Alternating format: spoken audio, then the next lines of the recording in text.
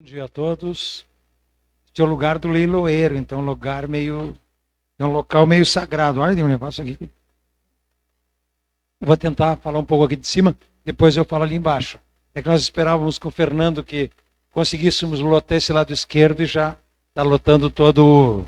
Então não posso falar aqui, porque senão aquele grupo lá vai ficar prejudicado. Eu quero agradecer então Fernando e a Diana por todo o carinho, toda a atenção que me proporcionaram para estar nesse momento aqui, desde março que eles vêm me tentando, aí as enchentes atrapalharam e conseguimos finalmente estar nesse evento importante, Dia da Criança, Dia de Nossa Senhora Aparecida, um dia importante para o Brasil e importante para nós. Esse é um tema de sucessão, ou de transferir o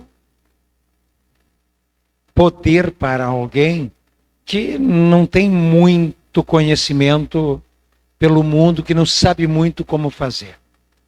E talvez o depoimento mais importante seja, após a minha apresentação, que é a família do Felipe Rocha, que vai dar um depoimento de como eles realizaram com sucesso e vem realizando, como uma propriedade rural perdura até a 4ª geração por enquanto. Nós sabemos que vai avançar por futuras gerações. Então, o depoimento é o mais importante. Nós, muitas vezes, na condição de professores, nós trabalhamos mais no campo do imaginário, relatando aquilo que outros já fizeram. E essa questão dessa transferência ou de continuidade de uma propriedade rural nas mãos dos descendentes, sempre é uma preocupação de todos aqueles que têm um gosto pela atividade, que dependem dessa atividade muitas vezes para a sua sobrevivência, que ela tenha um segmento por pessoas que também têm pensamentos similares. E isto não é tão fácil assim. Então, a base de tudo, em qualquer atividade, é o momento que nós perguntamos: quem vem no meu lugar? Quem fica? Esta é a maior dificuldade sempre. Só que esta pergunta, normalmente nós fazemos no momento inadequado, quando já é tarde.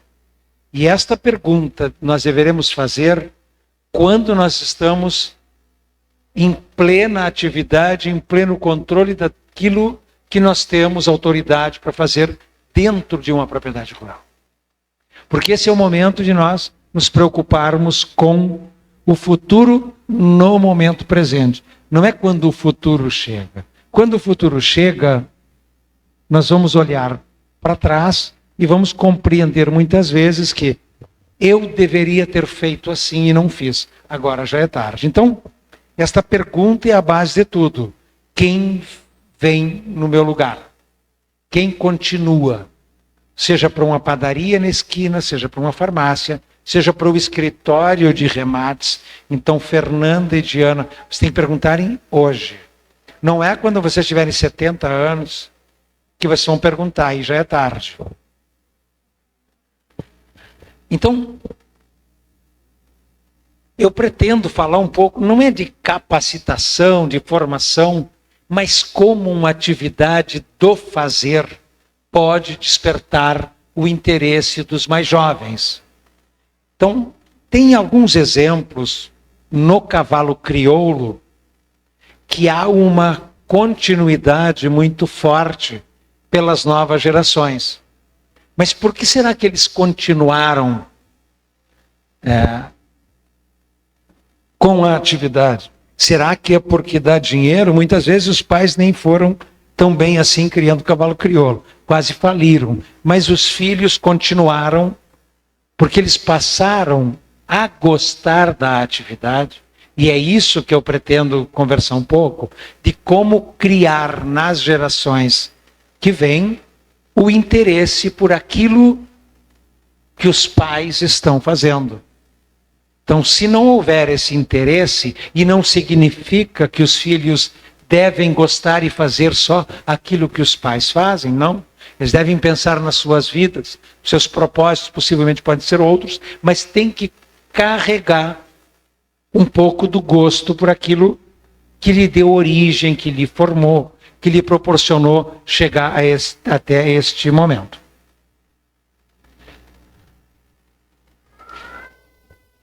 Então, tudo isso envolve um pouco do conhecimento.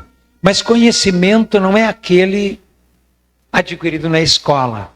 É um outro tipo de conhecimento. É um conhecimento fora dos livros. Isto é que faz com que nós tenhamos os vínculos pelos nossos valores antepassados, que são inegociáveis, eu concordo. Alguns princípios não têm negociação. São assim porque são certos. E o certo é o que predomina em tudo. Então, o conhecimento de como fazer qualquer atividade na propriedade rural é um caminho para que os sucessores comecem a demonstrar o interesse. Embora pertencendo a gerações muito diferentes. Eu estava preparando isso e tentando transformar numa linguagem mais fácil para todos entenderem. Então imaginemos que nós temos duas gerações. Uma geração mais antiga, que é a minha, e que tem um objetivo hoje. E a geração dos meus filhos, que tem outros objetivos completamente diferentes. Quando nós trabalhamos com objetivos diferentes, às vezes dá choque geracional.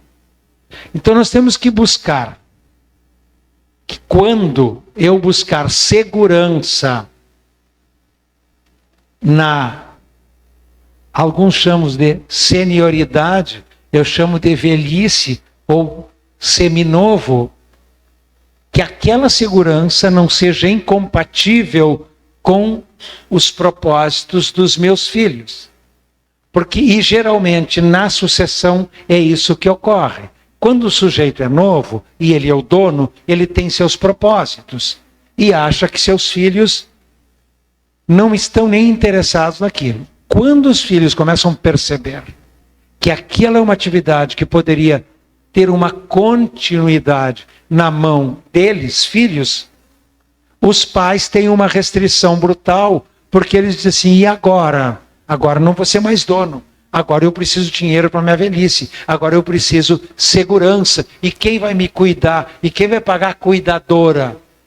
Que hoje é cuidadora. Quanto custa a cuidadora? Então, eles têm uma restrição muito grande de transferir o poder para os filhos. Então, isso é um choque geracional que precisa ser muito bem entendido para fazer este processo de forma gradual. Não existe um momento que eu digo, agora tu é que vai mandar. Não vai ter um momento disso. Meu filho, agora é contigo. Não, isso é do tempo da pedra. Tem que ter uma transição e aprendizado de ambos.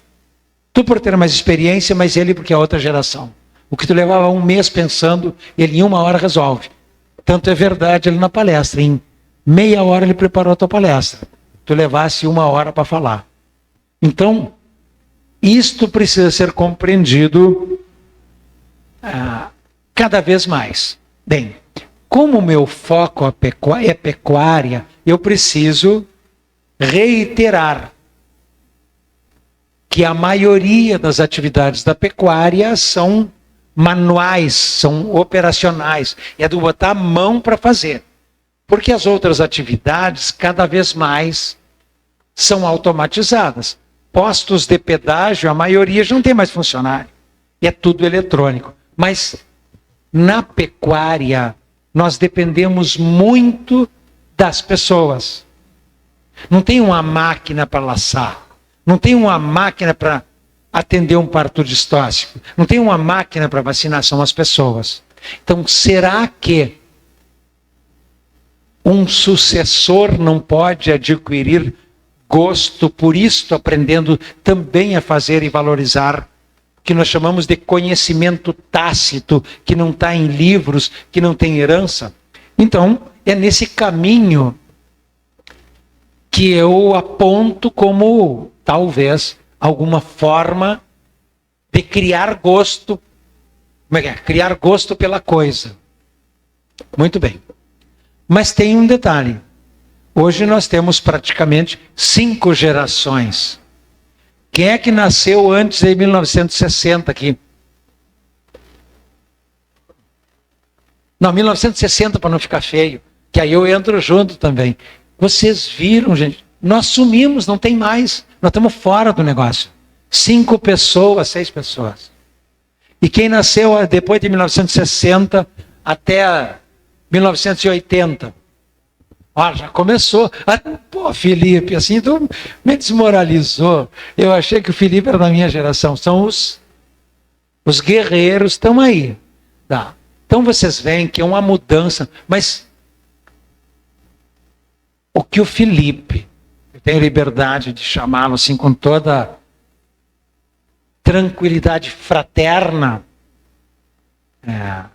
de que a geração dele é completamente diferente da geração das meninas. Os pensamentos são diferentes. Podem fazer as mesmas coisas, mas a forma de... Não os valores são os mesmos, do núcleo familiar, mas a forma de enxergar a vida é um pouco diferente. A velocidade é um pouco diferente. E quando nós olharmos esta geração Y, que é a geração dos meus filhos, meu Deus, eles não estão... A preocupação é outra, completamente diferente. E a geração Z, esses que têm 20 anos agora, que é a equipe do NES, porque a Marcela trabalha lá também, e a gente diz assim, estamos ralados, não aguento mais esse povo. Quem está errado sou eu, não é o povo. Eu tenho que... Então, um pai tem que ter a capacidade de compreender o pensamento e a forma, a gente chama de, como é que é a batida, os modernos chamam de vibe, como é que é a vibe desse menino, mas esse menino tem seus propósitos e tem seus valores, que se forem alinhados com a sucessão, com a continuidade do negócio, poderão dar mais certo, inclusive, que toda a tua dedicação lá em Condor, né?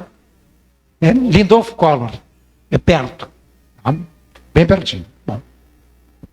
Então, a nossa geração de guerreiros, até os anos 60, que tinha que trabalhar que nem um condenado, terminou, isso não tem mais. Que tinha que juntar patrimônio para deixar para os filhos. Quando eu morrer, quero deixar uma quadra de campo. Então, assim, meio... Ou uma esquina de um prédio. Não, essa geração de trabalhar, nos coloca com uma interpretação muito equivocada dos jovens. Hoje, se eu falar em casa que eu vou parar de trabalhar, vai uma guerra, uma revolução farroupilha. Porque jamais eu vou admitir parar de trabalhar.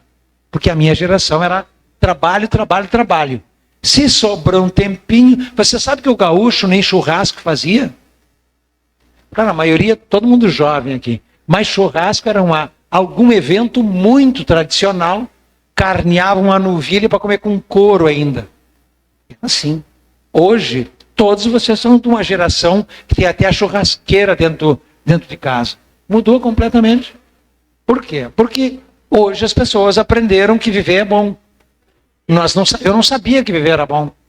Mas não é viver estar vivo, é desfrutar da vida, eu não sabia disso. Hoje, essa geração mais jovem compreende que o dinheiro é meio para viver e não finalidade. Então, quando nós transformamos que o dinheiro é finalidade, dá um choque geracional brutal. É meio.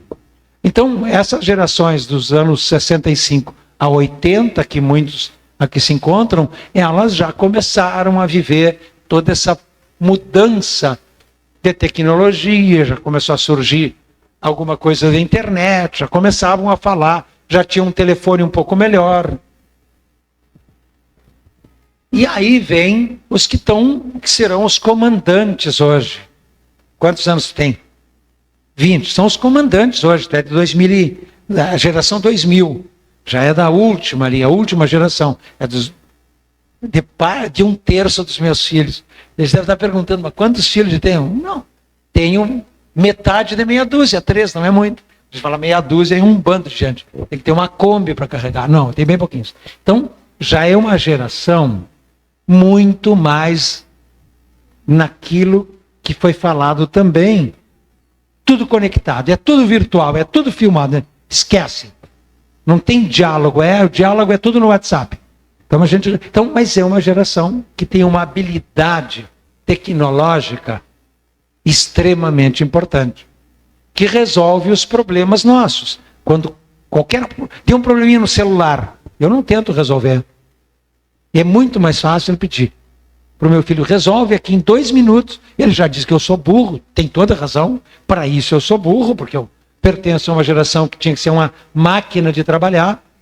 Então, compreender tudo isto é um caminho para fazer a transição lenta de 2 adaptações. A minha para quem sucede e do sucessor para se preparar para aquilo que ele vai não receber. Essa palavra receber está muito complicada. Receber é herança, é outra coisa. Não, aí é patrimônio. Não. O que ele vai ter de legado dos seus pais e avós? Isto é o mais importante. Por isso, herança é algo um pouco contraditório.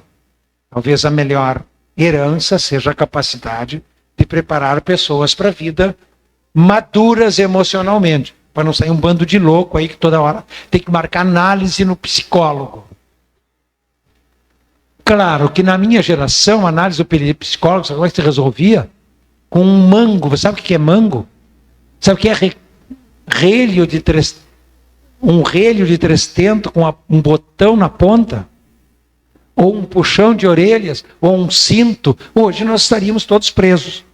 Se eu fizesse isso com meu filho, na hora, conselho tutelar. Bom, então é outra técnica de convencer as pessoas do que é certo e do que elas podem fazer com aquilo que nós vamos deixá-los. E isto começa lá com as crianças. Então, Fernando, é importante todo este momento. Nós temos que começar com os aborrecentes. Começa lá. E isto me remete a falar muito de tropilha de burros, porque isso me dá uma... Eu gosto muito de burro. Diz que burro, quando atravessa uma estrada, é sorte. É como o gato preto. Diz que dá uma sorte, dependendo do lado. Se é da esquerda para a direita, dá azar. Da direita para a esquerda, dá sorte. Então, os burros sempre me levam a ideias. A gente tem que ter boas ideias, mas isso não adianta nada. Tem que transformar ideias em atitudes. Tem que chegar e meter o cavalo. Ficar só ali na porteira, só se preparando. E armando o laço. E vem, não. Vem o outro, e vem o outro. No último animal que tu vai deixar para laçar, para dizer que tu é laçador, tu tá que nem esse burrinho aí para atravessar a estrada. Bem, então isto remete a um princípio que é de formação. E essa formação, uma capacitação, não é mandar o filho para a faculdade, Fernando. Não, é aquilo lá, ó. 1881. Nenhum de nós era nascido, nossa geração nem existia, e já existiam livros dizendo como se aprendia as técnicas do campo. E quando nós aprendemos a fazer algo, nós passamos a gostar. Está cheio de homem cozinheiro agora, né? Eu sou cozinheiro, Felipe é cozinheiro, nós passamos cozinhando. Ele faz galinhada como ninguém. Nós chegamos aqui e sentimos o cheiro da galinhada. Não? E nós aprendemos a gostar. Porque o homem na cozinha antes tinha alguns significados que não eram muito aprovados. Bom, então quando nós aprendemos a fazer algo, nós passamos a gostar daquele algo. Nem que eu não precise fazer todos os dias, mas eu passo. Então esses 2 livros são emblemáticos. Um de 1881 e outro de 1911. 1911 foi escrito por um pelotense, da família Osório, rumo ao campo. Ou seja, as pessoas tinham uma preocupação e estes sucessores, herdeiros, descendentes, quando não quebravam a propriedade rural, se tornavam bons sucessores. Mas às vezes quebravam porque nunca os pais prepararam para isso. Aliás, eu tenho causos históricos, não desta região, não tenho experiência aqui, mas na região da fronteira, no início do século XX, era muito comum que um grande estancieiro lá, ele tinha 3 filhos. O filho que ele chamava de mais inteligente, que é uma coisa totalmente absurda isso, não existem mais inteligentes, você pode só treinar. Ele dizia assim: meu filho, tu vai estudar direito no Largo do São Francisco, no centro do país, ia ser advogado. O filho do meio, que era meio rebelde, que ele não chamava de muito inteligente, ele mandava fazer agronomia ou veterinária em Porto Alegre. E o filho, aquele um pouco mais judiado, não, judiado não pode, aquele mais, que era bom de campo, que ele não chamava, meu filho, tu não precisa estudar. Montava num cavalo bem encilhado e encostava na beira do arame e falava com o vizinho, que também tinha uma filha, que não foi para o internato em Porto Alegre, que era a segunda filha, que ele dizia: tu tem todas as virtudes para prendas domésticas. E eles combinavam: vamos derrubar o arame e casamos nossos filhos. E foi nascendo uma geração. No leilão fala muito de melhoramento genético, né? Aí foi feito um pioramento genético. O que era para ficar de cozinheira e de capataz ia ficando para trás. E aí nós tivemos uma geração fronteiriça. Eu posso subir uns quilômetros aqui, mas hoje seria meio arriscado, porque eu preciso ir para São Francisco depois. Não, subindo aqui, São Francisco, Cambará, Ausentes, Bom Jesus. Eu fiz uma triagenzinha ali no Excel, o nome das famílias, casava tudo primo com tio, era uma confusão. Depois tinha que ir no oculista, porque nascia todo mundo enxergando pouco. Então, é importante esta visão de que não é mais incompatível aprender as coisas da atividade. Não é feio.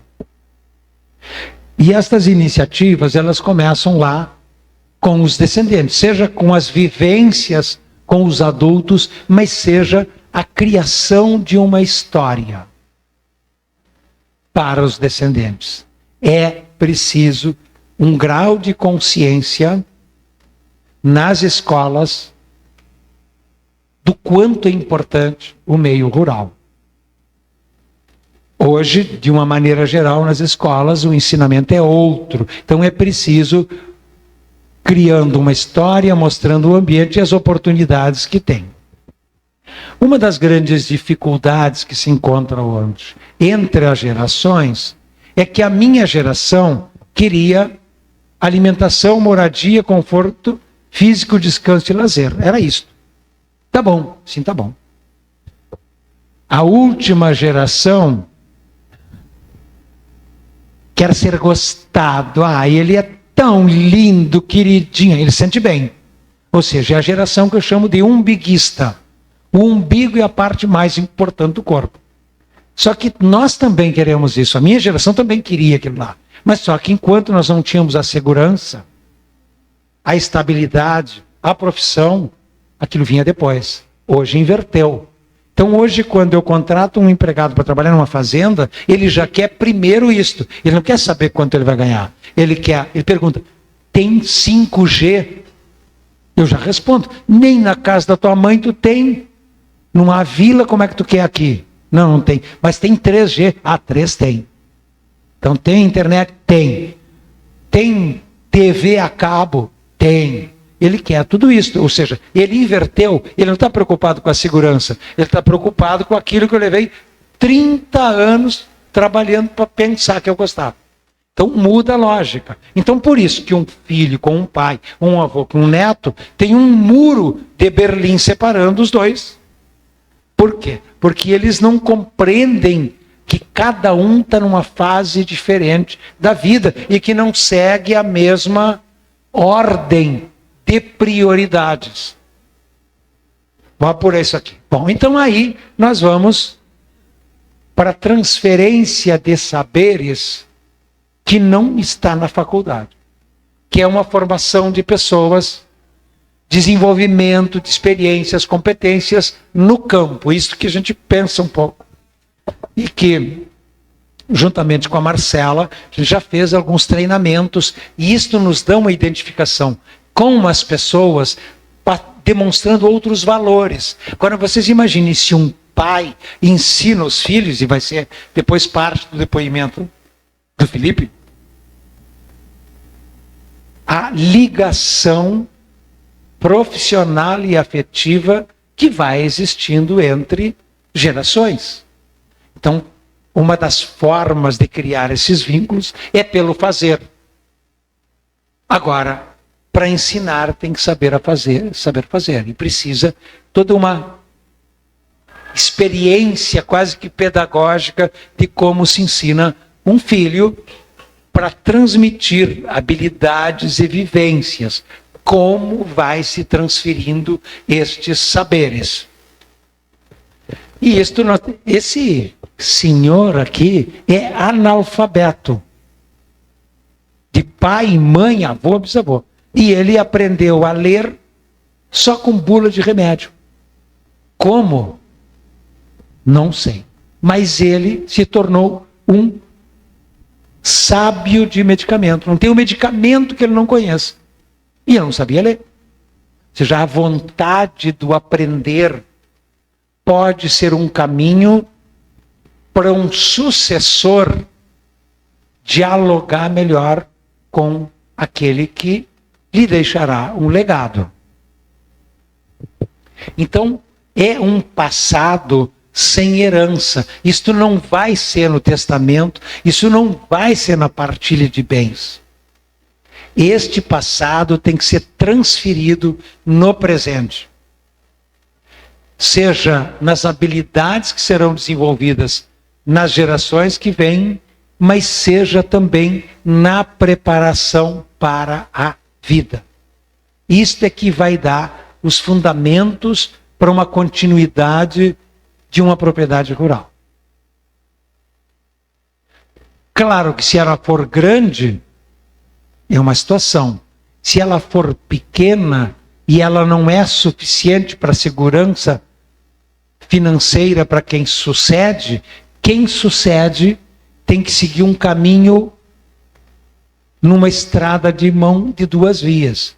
Sigo os meus aprendizados tácitos e sigo meus aprendizados para ganhar dinheiro.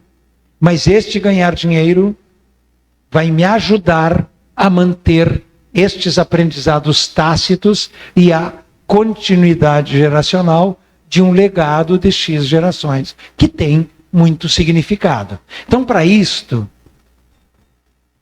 é fundamental desenvolvermos nas pessoas a capacidade de observação. Exemplo, capacidade de observação. Nós conversávamos ali, sentimos o cheiro de galinha com arroz. Isso é observação. Mas vamos ver se alguém que tem 20 anos sentiu esse cheiro. Nem está preocupado é que o Instagram,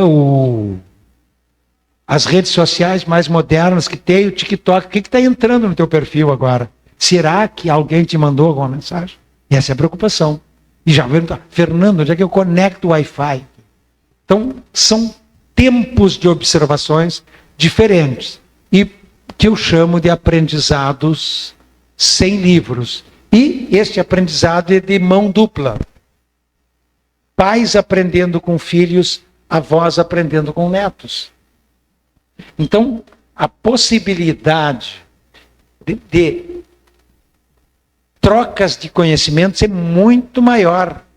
Porque o que eu sabia quando estava ao lado do meu pai era praticamente o que ele sabia. Porque foram gerações que não passaram por mudanças tão grandes. Agora, quando eu converso com meu filho, as diferenças são brutais. Não daquilo que eu sei fazer, que ele sabe fazer, mas das nossas percepções. Então eu tenho uma capacidade de aprender também com ele, que eu não tive uma aprendizagem tão forte como meu pai, porque as mudanças geracionais que ele viveu de 1928 para cá, até os anos 70, surgiu o que para ele? O automóvel e o rádio de pilha. Mais nada de diferente. Mais nada. A cura da tuberculose, da paralisia infantil, e por aí terminou. Então, dos anos 60 para cá, nós passamos por muitas modificações. Então, estas modificações geracionais ajudarão muito neste legado para o futuro. E as novas tecnologias, estas mais do celular, mais do eletrônico, mais do digital. Esses dias um aluno teve a coragem de me dizer assim: professor, o senhor é analógico. Eu fiquei pensando, vou traduzir isso, analógico. Tá, me explica melhor. Disse, não, hoje tudo funciona com botões digitais, é touch, a gente passa a mão assim. Tu quer ver que funciona, só que nem Brastemp. Não, essa moderna, das antigas, tu sabe o que significa uma Brastemp? Ele ficou meio envergonhado. Não, sim, eu entendi, eu sou analógico. Os meus botões não são touch, não é passando a mão. Tu tem que acionar o cérebro. Então, quando eu levo este tipo de ferramenta, por exemplo, uma balança eletrônica, um jovem usando isso aqui, gosta de pesar o gado. Agora, pegar e acertar aquela balança que fica para baixo e para cima e nunca ele consegue pesar, troço do tempo da pedra. Não quero isso. Dá muito trabalho. Eu quero uma balança eletrônica. Se eu puder usar o celular, melhor. Então, o caminho da tecnologia é um caminho que ajuda muito a vinculação dos jovens com uma atividade mais mecânica, mais bruta, vamos chamar. Um outro aluno me perguntou, chamou de tio, é a pior coisa, deve me chamar de tio. Tio, como é que vocês trocavam de canal de televisão? Bom, o senhor deve lembrar, né? O senhor deve ser dos anos 58, por aí, né? 48, viu? Então, o senhor está bem conservado, isso é a pior coisa que tem. Obrigado. Então, me perguntou, tio, como é que trocava de canal de televisão? E a gente sentava num sofá, levantava, ia lá e mexia no negócio até acertar. Não dava muito trabalho, 2 canais, 3 canais, quando estavam no ar. Aí ele dizia assim, tio, tu ia de a pé? Não é possível. Ia de a pé. Porque para ele sair 3 metros e ir de a pé até a frente da televisão. Depois veio um controle remoto com um fio. Depois veio um sem fio. E agora é só dizer assim, Alexa, liga a televisão. Diminui o volume da televisão. E é tal de Alexa que eu procuro. Esses dias ele perguntou para Alexa, Alexa, quem é que manda aqui em casa? A tua mãe.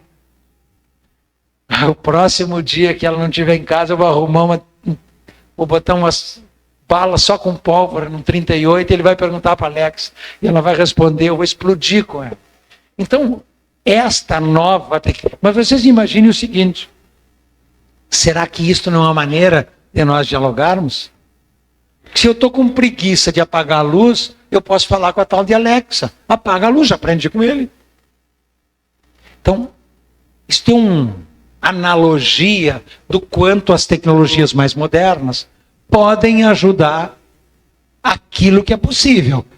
Claro que atender a aparição das ovelhas, não mesmo. Aí não tem Alexa, não tem controle remoto, não tem nada. Aí tem que aprender a fazer. Mas eu posso também aprender com ele sobre a tal de controle remoto e posso ensiná-lo, já que se eu estou olhando ele como meu continuador, sucessor, a atender um parto de uma ovelha. Porque senão eu digo, vai lá e vê se as ovelhas estão parindo, ele vai lá e vai olhar para um cavalo, pensando que é uma ovelha. Porque se eu não criar estes vínculos, é muito difícil a comunicação. Bom, e as diferenças do mundo rural com o mundo urbano, elas cada vez ficam menores.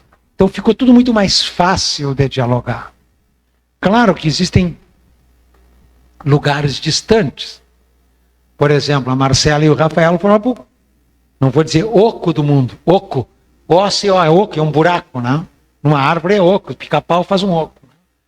Um lugar distante, lá no interior do interior do interior do Livramento. Mas lá eles têm 3G e eles têm internet.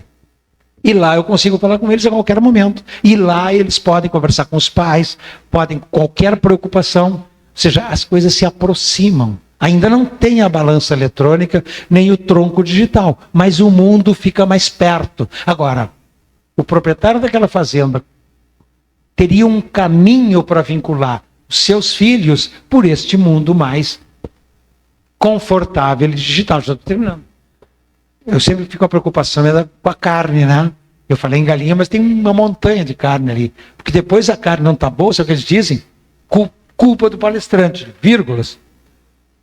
Bom, e aqui alguém falou do exemplo. Eu uso muito isso aqui. Ó. Em 500 anos antes de Cristo, né, o Confúcio disse que a palavra convence, mas o fazer, o exemplo arrasta. Então, os pais precisam dar os exemplos. Mas os exemplos não é pensando com a cabeça exclusivamente deles. Não adianta eu dizer para meu filho, quando eu tinha a tua idade, eu estudava 20 horas por dia. Ele vai dizer, mas como tu era burro? Eu estudo 2 horas e aprendo tudo que tu levava 20. Verdade. E as outras 18, o que tu faz? Eu vou jogar na internet com os meus amigos, vou fazer festa. Vai viver. Aí eu digo, não. Eu estudava 20 horas para depois ganhar dinheiro e depois viver. Com quantos anos? Ah, não sei. Se chegar aos 70 eu vou viver. Ah, tá bom. Aí com 70, esses dias eu vi um colega meu comprou um super carro conversível. Aí para sair do carro ele saía de 4 pés, não conseguia sair do carro, porque ele não tinha estrutura física muscular para sair como uma pessoa normal. Ah, eu quando quero sentar nesses bancos de estância para matar a saudade. O cara sentava depois, me ajuda aqui a levantar aqueles bancos tudo que é baixinho para descansar, que a gente chamava de descansar as cadeiras eram do gaúcho. Então, o exemplo não é o meu quando tinha 20 anos. O exemplo é como eu enxergo o mundo e tentar apontar a ele quais os caminhos que ele pode se interessar pelo meu mundo também. Tá? Então, essas questões práticas, eu vou passar bem rápido. É importante, muitas vezes, os descendentes não sabem. Quando morre um, aí vem um monte de conta. Mas como que eu não sabia? Mas este endereço aqui que veio de uma conta para pagar, e esta casa, onde é que essa nós temos mais uma casa? Não, tu não tem mais uma casa, tu tem mais uma tia que tu nem sabe. Então, é importante que todos conheçam a atividade e principalmente de onde é que vem o dinheiro para pagar as contas. Não é depois que morre que nós vamos descobrir. Aliás, há muitos anos eu fui numa palestra em Belém do Pará e lá eu ouvi o que eu gostaria de ter ouvido no Rio Grande do Sul. Ele dizia assim, o pecuarista é um sujeito que está sentado num pote cheio de ouro. Milionário. Sim, milionário. Só que a chave ele não pode usar. Só usa quando ele morre. Para abrir esse cofre cheio de ouro. E é verdade. Então, a gente tem que transformar isso em algo mais de mais comunicação na família. Tem que saber, Fernando. Do couro sai as correias. Já ouviu esse ditado? Sai as correias.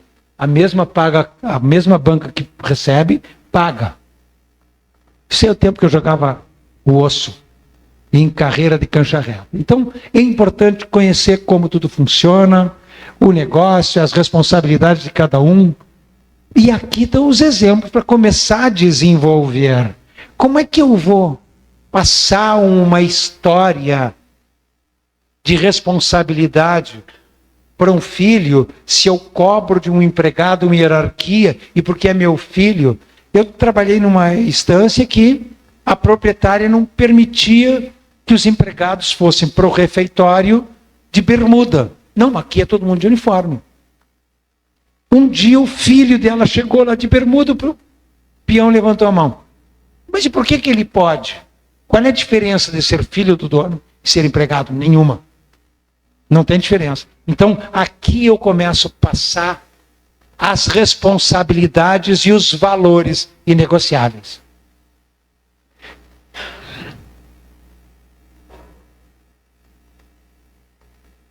Vai para baixo. Então, essa história do comprometimento, é o que chamam de suar a camiseta. Eu não gosto de suar a camiseta. Suar a camiseta para quem não tem talento. É um esforço brutal. Quando alguém me diz, esse sujeito, ele tem uma série de defeitos, mas é muito esforçado. Tá, é para dizer que o cara é burro. Se é esforçado é porque não consegue laçar, ele agarra a unha. Faltou talento para laçar, se esforça para agarrar a unha. Larga na porteira da mangueira que eu saio abraçado no terneiro, é a força bruta. Não. Então, isso é uma analogia para demonstrar que nós começamos a criar regras que são virtudes, que são princípios nas gerações que vêm por aí. Então precisa companheirismo, precisa desenvolver capacidade de observação, precisa ser verdadeiro na informação, nunca ninguém fez nada errado, todo mundo nunca diz a verdade, isso é um pavor no meio rural, tudo é informação pela metade, nunca sabe. Mistura um lote ali com o outro e pergunta, como é que você misturou esse lote? Duvido que alguém diga, seu Fernando, é que nós esquecemos a porteira mais mal atada. Ninguém vai dizer. Entrou o touro do vizinho nas tuas vacas, cobriu tudo as vacas de invernal. Ninguém viu. Então, isso a gente tem que criar nos filhos a capacidade de ser verdadeiro, sincero. E aprender os cuidados mínimos.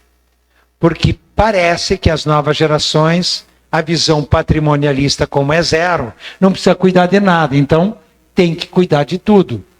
Não deixe para fazer amanhã o que pode fazer hoje. Este é o drama da tua geração, que a gente usa uma palavra chamada procrastinar. Já ouviu isso falar? Não, amanhã a gente faz. Já fez o que tinha que fazer? Já perguntou para eles? Amanhã eu faço, é rapidinho isso. Não dá nada. Então tá, tu vai ver. Então, mas não deixa para amanhã, faz hoje. Tudo que tu deixar para amanhã é um problema. Contar o que viu imediatamente. E agora gostei muito dessa aqui. Isso foi o Leonardo Canelas que fez para mim. Serviço mal feito é ordem mal dada. Então aí, Fernando, olha aqui, ó. Eu também penso parcialmente, como tu disseste, não tem mais mão de obra. Mas é que eu quero mão de obra que pense como eu. Eu quero um eletricista, um funileiro, um aramador que pense como eu. Não tem, mas lógico que não tem. Vai fazer aquilo daquele jeito. Ele quer uma cerca para atacar o gado? É. Mas os arremates ali não ficaram bem feitos. O arame não está bem atilhado. É o que a casa oferece. Então, se ele faz errado, muitas vezes é que eu não sei transmitir para ele o que ele deveria fazer. E uma das coisas que a gente mais gosta, e a Marcela me ajuda muitas vezes nisso, é o treinamento de recorrida de campo. Isso aqui nós somos campeões. Não tem ninguém. Isso aqui é na prática, Felipe. Isso aqui é como montar cavalo e ir para o campo para ver o gado, o pasto, os arames, aguados, saleiros, coxos e alguma novidade. Isto organiza um curso, junta todo mundo, enxiquera aqui, que a gente veio e te dá um curso de como recorrer campo, que é a atividade mais importante no dia a dia de uma propriedade rural. Ver tudo o que está acontecendo. Então, gente, tem até um filme aqui, nem me lembrar. E aí vem a grande diferença entre olhar. Eu digo assim, Fernando, não, Rafael é craque nisso. Rafael, vai lá e me dá uma olhada no gado, nós vamos comprar uns animais. Dá uma olhada no gado.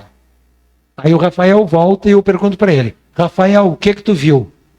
Tem um lote, uma mangueira bem de entrada aqui, cruza Braford. Ele olhou, viu, e aí eu pergunto, e o que tu enxergou?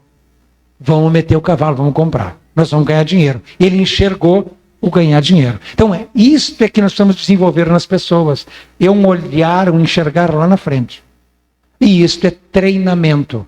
Isto é desenvolver a capacidade de observação. Isto é uma maneira de ir educando as gerações, filhos, netos para o futuro. Bueno, eu acho que eu já estou no final. Lá onde o Rafael e a Marcela estão fazendo trabalho, tem um capataz que diz assim, Não dá mais com a cerca elétrica, não funciona. Claro, levanta um pasto, não faz fio terra, descarrega as placas solares, não funciona. O gado não respeita, claro, porque não dá choque, né? Bom, só para mostrar aqui esses aparelhinhos que tem hoje, eu chego com um aparelho desse, eu digo onde que está ocorrendo choque. Então tem muita tecnologia, só que para usar isso aqui, levei um século, tive que levar um adolescente desse que conhece telefone digital, para ele me ensinar. Ele disse, olha aqui, está apontando para lá. E ao invés de caminhar 500 metros procurando onde é que está o problema do aterramento, tu põe aqui, ele já te diz qual é o lado da cerca que está com problema. Então, exemplos de como vai lá e olha como é que estão as aguadas. O que é o sujeito que enxerga? Ele diz assim, olha, vai faltar água, se não chover daqui 10 dias, vai estar um lodo isso aí. Isso é que me interessa. Então eu tenho que perguntar para o meu filho, tu visse o que está acontecendo com a troca de óleo do carro? Ele tem que enxergar, diz, olha, no ritmo que tu anda, daqui 10 dias tem que trocar o óleo do carro. Mas é sempre assim, quando eu vou pegar o carro não tem combustível. Mas por que não tem combustível no carro? Ah, pois é, saí atrasado. Sempre, agora, quando eu entrego o carro, tanque cheio. Quando eu recebo, tanque vazio. Então, aí é uma aula, é uma tese que eu faço. Olha aí, ó. Recorrer o campo é olhar, ver, enxergar. Coxos, exemplos de se os animais chegam nos coxos, se não chegam nos coxos. Nem sabia que eu tinha tanto vídeo.